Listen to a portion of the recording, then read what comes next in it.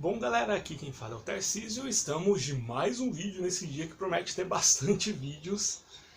E tô aqui para falar sobre mais um sistema bem conceituado que ganha uma versão solo. Parece que está virando uma certa tendência, né, de lançar versões solo para alguns sistemas mais conceituados.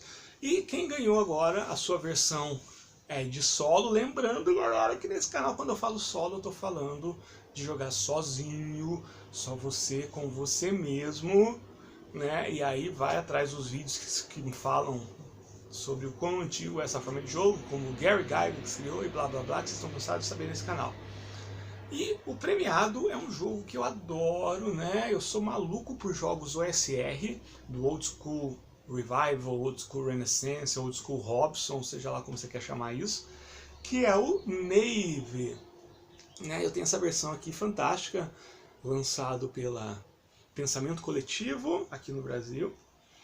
Mas até onde eu sei, o jogo original, ele é pague quanto você quiser no Dungeonice. Posso estar falando bobeira também, pode ser custa R$200, mas se eu não me engano é pague quanto você quiser. Que é um jogo bem na pegada OSR, só que super minimalista. E o que é legal é que esse jogo ele permite você usar qualquer aventura, suplemento, cenário de qualquer jogo OSR, né? Você pode pegar suplementos de D&D, de Old Dragon, e sem nenhuma adaptação, né? Você pode utilizar no Nave. Ainda vai ter um vídeo dele falando sobre como funciona, mas ele segue aqueles princípios do OSR de 6 atributos, né? De hit dice. Ele tem várias tabelas aqui, né? Então desde o começo, né? Ele é do Ben Milton esse jogo. Ele é o mesmo cara que fez o Maze Rats. E o Maze Rats tem aquelas tabelas fantásticas que praticamente por si só é um método de RPG solo, né? Só não tem um oráculo de sim ou não, a única coisa que falta. E o Nave ele vai bem nessa pegada, né?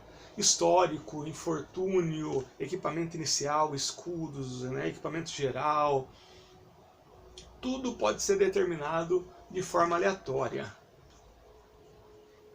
O legal do Nave também é que ele é um jogo em que ele tem regras para que, se você quiser, apenas o personagem rola dados, né?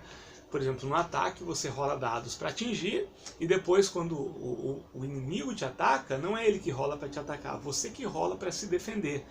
Ou seja, por natureza o mestre já não rola dados aqui, embora tenha essa possibilidade, mas tem essas regras que também já se encaixam muito bem no solo, né? E aqui o bestiário, ele não fala muito, porque na verdade você pode adaptar qualquer monstro de qualquer jogo OSR para o Nave, né? Avanço de personagens e outra coisa fantástica que é a magia, né? E só para constar, no Nave você não tem uma classe definida, você é um Nave, né? Como é que é o nome aqui? Um ladrão de tumbas, né? Você é um aventureiro e tudo está à sua disponibilidade, né? Você vai criar as suas habilidades a partir dos itens que você carrega. Então, por exemplo, toda magia é considerada um item, um pergaminho que você leva com você. Então, em alguns momentos da sua evolução, você pode, de repente, decidir que você vai ter bastante pergaminhos e agir como se fosse um mago. Depois, você pode abandonar isso e pegar mais elementos, mais equipamentos relacionados a furto, roubo e virar um ladrão. Ou você pode pegar mais equipamentos de luta e virar um guerreiro, ou fazer um mix disso tudo. Isso é muito bacana. Então você pode criar suas classes, ou privilegiar a sua classe favorita a partir do que você carrega. Muito bacana, né? E aí, faz poucos dias, eu acho, pelo menos poucos dias que eu fiquei sabendo, graças ao Ricardo Peraça, né, que fez um post lá no nosso grupo, saiu o Lonely Nave, né? A Lonely Nave, que é o ladrão de tumba solitário, que é um método para jogar o Nave solo utilizando mecânicas parecidas com a do próprio jogo. E é muito bom isso aqui. Não tem grandes novidades, nada muito diferente do que a gente tem feito, do que eu tenho apresentado aqui no canal, mas é um exemplo de como você não precisa inventar a roda para fazer um carro bacana. A roda já está lá, muitas vezes é só questão de que peça vai em tal lugar.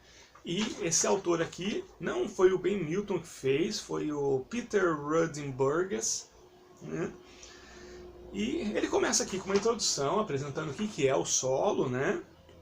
How to solo play, né? Como jogar solo, um parágrafozinho. A parte da improvisação. E aí ele começa com o primeiro oráculo, que é um oráculo de sim e não, utilizando um D20. Então tem várias possibilidades, né? A minha câmera não está focando muito bem, não que algum dia ela focou muito bem, né? Mas ela tem, tipo, não e, não. Quanto mais alto, maior a possibilidade de ser sim. Quanto mais baixo, maior os resultados não. E lá no meio, se cair 10 e 11, ele tem um resultado que é o shake up, né? Que seria o agita tudo, mistura, movimenta, bagunça tudo. Que se cair isso, você introduz um elemento totalmente inesperado na trama. E aí, aqui tem o lance de likely e unlikely, né? Provável e improvável. Quando você faz uma pergunta de sim e não, e a resposta é obviamente muito provável que seja sim, você vai rolar um dado com vantagem, que é uma regrinha que tem aqui no Navy também. Você joga 2d20 e pega o número maior. E também tem a desvantagem. Quando você faz uma pergunta e você acredita que a resposta muito provavelmente é não, ou seja, é improvável que seja sim, você joga 2 dados e aí você pega o resultado menor. Fantástico isso, né? Acaba mexendo um pouquinho aí com as possibilidades e totalmente dentro das mecânicas do jogo. Gostei muito disso. Open Questions. Como ele trabalha com Open Questions? De uma forma não muito diferente do que a gente faz, né? Só que ele trabalha aí com três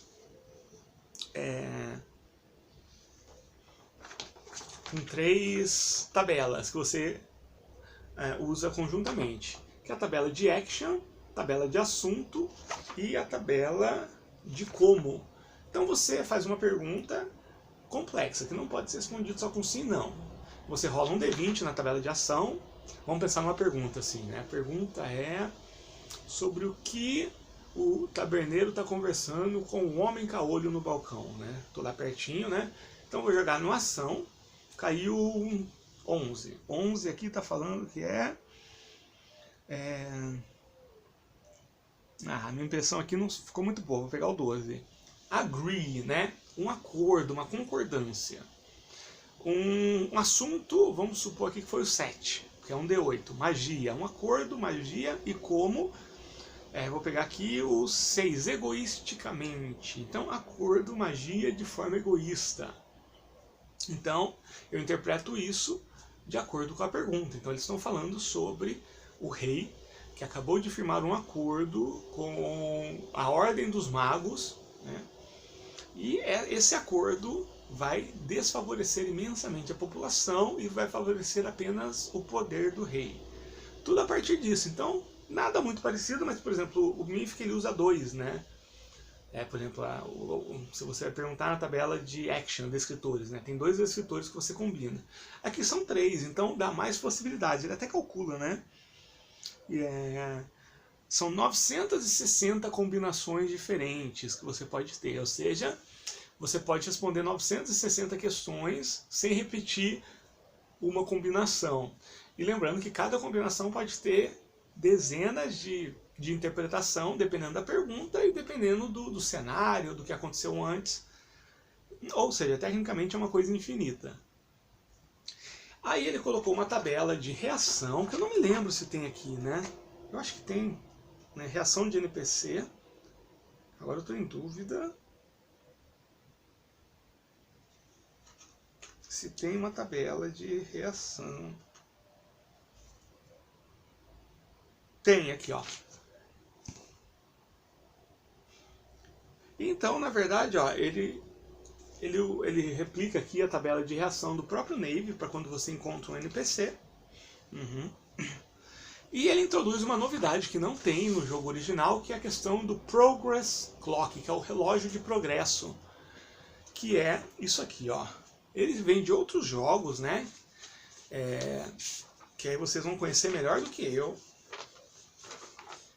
Que são esses reloginhos aqui, né? Você divide, é um círculo que você divide em quantas partes você quiser, né? Cada parte equivale a uma etapa da aventura. Então, por exemplo, aqui seria uma aventura que tem 4 partes. Uma aventura ou um arco narrativo dividido em 4 partes, né? E aí você vai preenchendo conforme esses arcos, essas missões vão sendo cumpridas. Isso a grosso modo, tá bom? Não precisa vir citar aqui o Blades in the Dark, blá blá blá blá, que eu sei, tá? Eu tô tentando resumir para ficar mais fácil o entendimento para quem não conhece ou para quem não tem contato com esse tipo de coisa. Se é uma aventura mais complexa ou mais longa, dividir mais, né? Mais ainda, né? E aí você pode já determinar de antemão o que cada etapa significa, o que ele sugere, né? Por exemplo, vamos supor que agora o rei fez esse acordo com a Ordem dos Magos e você quer ir lá e roubar alguns tesouros do rei. Então primeiro você vai ter que ganhar a confiança de alguém do castelo. Segundo, entrar de noite lá sem que ninguém veja. Terceiro, achar um valor de um item de valor. E o último, sair do castelo com vida. Seria esse meu relógio do progresso, né? Cada divisão, conforme eu vou cumprindo isso. Achei muito bacana. Não é uma ideia nova, não é uma ideia dele, nem mesmo o nome, né? Ele adaptou. Mas é uma ideia que funciona muito bem. Fora isso, ele tem o journaling, né? Que seria o registro. Ele aconselha que você faça o registro. E olha só que bacana, né? Ele sugere que você vai registrando as perguntas que você faz, né, para o oráculo. E as respostas que você obtém. Nada muito diferente do que, por exemplo, tem bastante no meu blog lá, que tem mais de 50 gameplays escritos dessa maneira. E aí tem um What If, que é bacana aqui, né? E se? Que ele sugere o seguinte, né? Se no meio da aventura o seu personagem morre, né? E isso é uma coisa que eu sei que tem muita gente que vai contra, tem gente que acha que é roubar, mas, galera, isso é um RPG solo, tá bom? Aqui você tem liberdades que você não teria num jogo em grupo, ok? Assim como você tem limitações que você não teria num jogo em grupo, né? Tudo é uma balança, né? Pontos positivos e negativos.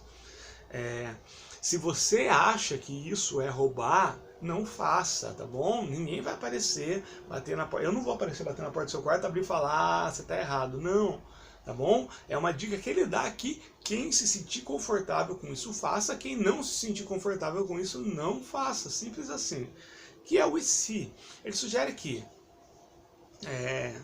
quando o seu personagem ou personagens, se bem que aqui é todo feito pensado em um só, né?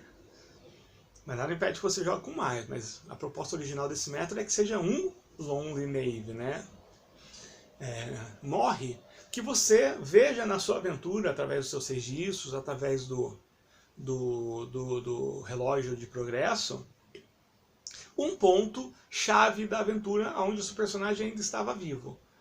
E você continua de novo a partir disso, para descobrir e se ele tivesse sobrevivido, ou o que teria acontecido, né? Você não está tecnicamente roubando, você pode considerar isso como uma história alternativa, e se, tanto é que ele chama de What If, né?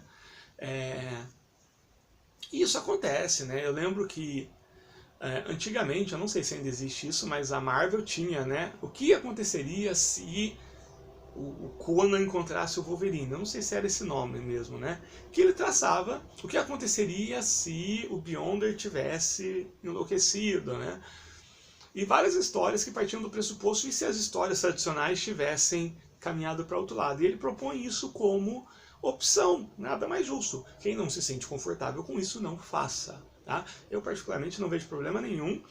É comum em algumas linhas de livros-jogos que tem os checkpoints, né? Então você atingir um determinado checkpoint, você pode continuar a partir disso. Eu não sei porque no RPG a galera frita tanto com essa ideia, sendo que qualquer MMORPG, qualquer jogo eletrônico, você tem o save que você pode ir dando, né? Eu mesmo ontem estava jogando Guardian Quest e eu vou salvando, e aí meu personagem, que já estava bem avançado, morreu, eu voltei naquele save. Não preciso voltar desde o começo, né? E é isso, né? E ele dá uma dica bem legal, que ele fala, não comece a sua aventura tranquilamente em uma taverna. Ele sugere que a cena inicial já seja no meio de uma ação bem dramática, bem urgente, né? Talvez ele dá uma dica que talvez a ação pode começar já com você fugindo da cidade, você no telhado de uma torre abandonada, né, de uma torre em chamas, desculpa, ou, né, a poucos metros de cair numa cachoeira gigantesca e perigosíssima numa canoa. Né? Então ele dá esse exemplo, comece grande. Então, cara, é apenas 2 páginas e é impressionante a quantidade de informação. E ele termina ainda com mais informação, que é dos 3 strikes, né? Qualquer pergunta que você fizer, ele diz assim, ó, isso é uma coisa dele. Faça no máximo 3 perguntas antes de continuar com a ação. E não se dê mais do que 20 segundos para ter a ideia do que a resposta sugere. Então, 3 perguntas, 20 segundos, a cena roda. Tá bom?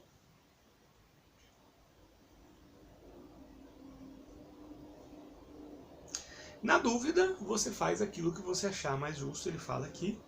E é isso, galera. Esse material aqui, ele é o seguinte, ele tá lá no Drive-Thru RPG por $1,50, mas se você pegar lá no preview, tem como você ver, dá pra você ver, são só 2 páginas, e o preview dá pra você baixar o preview das 2 páginas.